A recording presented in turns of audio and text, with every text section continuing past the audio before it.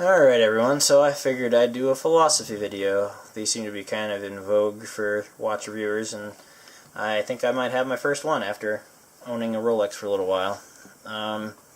So Rolex, a lot of people come into the hobby because they know about Rolex and they say, oh well, successful people wear Rolex, so I want to get a Rolex. A lot of people have said, Jay Anthony talked about his entry to the hobby, kind of lusting after the status that Rolex provides. I know I, in college, saw the two-tone Submariner for the first time and thought that blue and gold combo was really beautiful and was curious about the brand. Ended up buying an Invicta two-tone, but that's a whole other story. So they kind of draw people in for whatever reason. They have phenomenal marketing, and that's a lot of it. They sponsor a lot of stuff. But now, new Rolexes, this is obviously an older Rolex, it's a 99 Rolex Explorer 2 16570, but a lot of people say, well, you're paying that much for a watch and what you're really getting is basically the same thing as this little $25 Russian mechanical watch. This one is not regulated, this Russian watch, but I'd be willing to bet if I gave it some regulation and a lot of time, and I found a decent model, which, for the amount that a Rolex costs, you could probably buy, you could buy a phenomenal amount of those things and just find one that's really good shape, but you could probably regulate it so that they're very similar in accuracy, and a lot of other watches right out of the box are just as accurate, and any quartz watch will beat this watch all day. But a lot of people, rightfully so, look at this watch and say, well, why on earth would you pay more than whatever it costs for a Timex Expedition for this watch? So I have a couple of thoughts on that.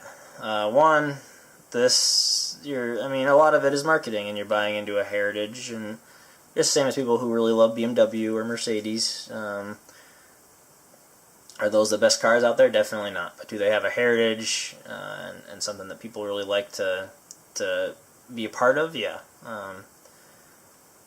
And the other part is that Rolex offers kind of, at least in this area especially, watches that just work.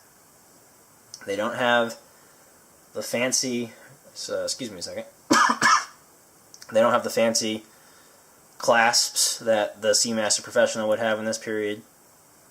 They don't have fancy dials.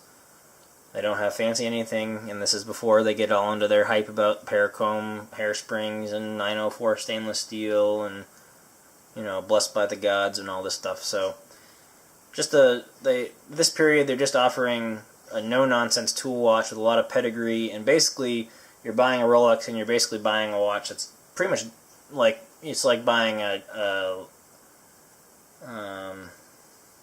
this is a flawed example, but like a Land Rover Defender. You're buying a watch that it's a known variable. If you're going diving and you're going to rely on a mechanical watch, you want a Submariner or a Blancpain because they're going to work. They've been tested to work. You're paying extra because you're basically getting a watch with a very robust movement and a very durable platform. So, yes, it'll scratch. Yes, it's not going to have a beautifully decorated movement like a Jaeger-LeCoultre or a Blancpain or any of these things, but it's just going to work. So it's kind of like the high-end Jeep or Land Rover kind of watch. And in my mind, they've lost that a lot. So that's my other kind of thought on Rolex. New Rolex, they're moving, basically before they were kind of charging more than you were getting as far as external appearances. You were basically buying their movement and the brand when you bought a Rolex, pre-ceramic era, basically. Now you're buying a movement and a brand and kind of a flashy, high-quality case and dial. And there's nothing wrong with that. And they're following the trends a little bit and upsizing the case, and there's nothing wrong with that either. And they're also greatly inflating the price. So, a Rolex in 1970, a Submariner, no date, adjusted to today's dollars, costs about $2,000, a little bit less.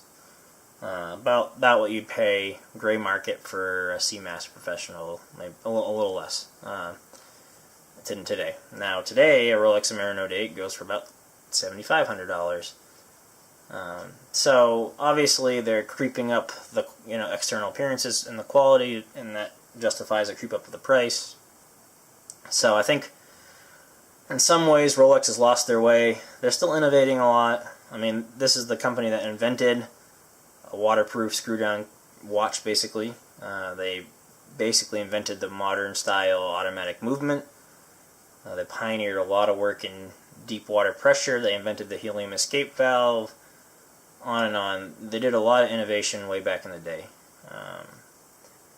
But they're moving on, they're moving up market, same as Rolex, or same as Omega. Omega's kind of moving into a market that Rolex used to occupy, and Rolex is moving up. And so, but I think that you still, I think Rolex is kind of lost their way a little bit in that. They're not making this kind of just pure, simple, brutal tools watch for the middle, the upper class gentleman, basically. They're making the tool watch for the, I guess, more visually ostentatious middle to upper class gentleman who probably will not actually use it as a tool watch. Definitely lots of people in this era use these watches very hard. And there's still plenty of people that use watches hard. Actually, we were talking today on the forums about Prince Harry and his 116570. So the updated version of this model, it's 42 millimeters with the polar version with the orange hand, and how he wore that in Afghanistan and military service. And it's all of their watches. I've handled some of the solid gold case, GMT Masters recently. They make good watches, beautiful watches. But there's something about this watch and what it represents. The Holes case, plain case back, stamped. I mean, the new ones still have plain case back. Stamped clasp, hollow link bracelet. Just very basic, exactly what you need. Small size, unobtrusive. It's going to be comfortable.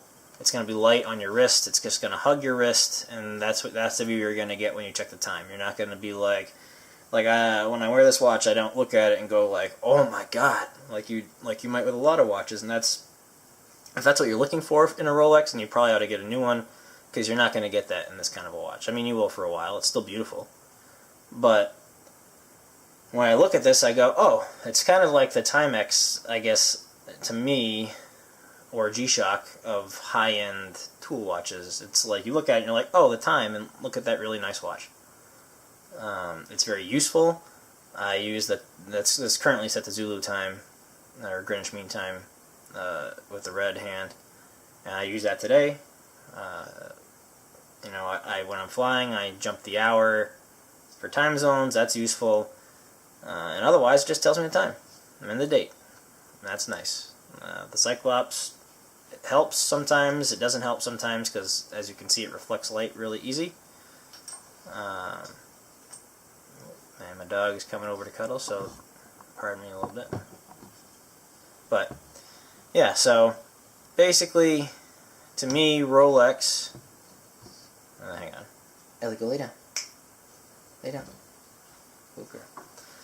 Sorry about that. But, anyway, so to me, Rolex it's really just the brand that gives you a brutally functional high-end watch. And they still do that, but it's less, it's much more of a weighty watch.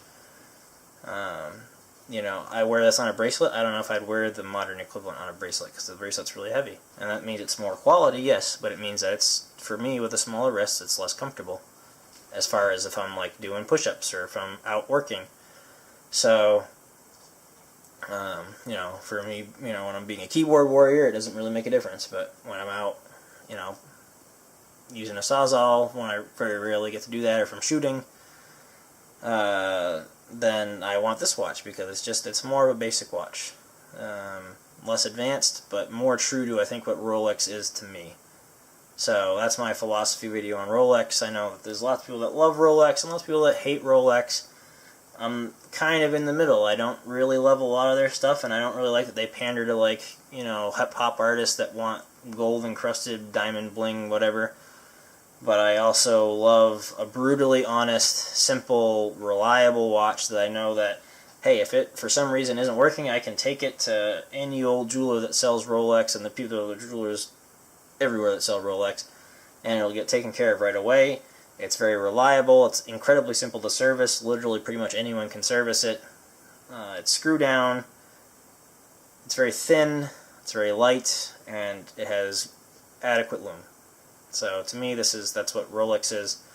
Thank you very much for watching, and definitely chime in the comments. I'd love to have a discussion about Rolex and Omega and luxury brands in general, and see what everybody has for thoughts on Rolex and their watches. But I just want to make this quick video to give you my thoughts. So thanks very much, and have a great night. See you in the comments.